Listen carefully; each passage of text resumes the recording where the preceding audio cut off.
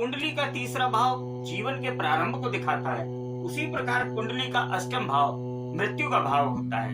यदि किसी भी कुंडली में तीसरे भाव और अष्टम भाव में बैठे ग्रहों का आपस में संबंध बन जाए, किसी प्रकार से दृष्टि संबंध बन जाए अथवा राशि परिवर्तन से संबंध बन जाए, और यदि किसी भी कुंडली के तीसरे भाव में क्रूर ग्रह बैठ जाते हैं, तो ऐसी स्थिति में क्या होता है, ऐसी स्थिति में उस जातक को अपने छोटे भाई बहन का सुख नहीं मिलेगा।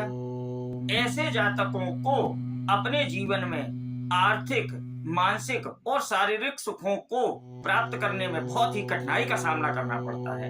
यदि किसी स्थिति में कुंडली के तीसरे भाव पर किसी शुभ ग्रह की दृष्टि पड़ जाती है, तो यह जरूर होता है कि कठिनाई के वक्त किसी न किसी प्रकार से उसको कोई सहायता प्राप्त हो जाए।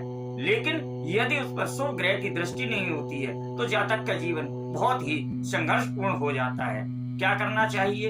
यदि किसी भी कुंडली में तीसरे भाव में क्रूर ग्रह बैठे हुए हैं और अष्टम भाव के में बैठे हुए ग्रह से किसी प्रकार से संबंध स्थापित हो रहा है, तो ऐसी स्थिति में जातक को उन समस्त तीसरे और आठवें भाव में बैठे हुए ग्रहों का दान करना चाहिए। वह दान भी गुप्त रूप से करना चाहिए। इसके साथ ही निरंतर उन ग्रहों के बीज मंत्र करते रहना चाहिए। इससे जीवन में आने वाली कठिनाइयों से छुटकारा प्राप्त होता है और जीवन सरलता पूर्वक चलता रहता है।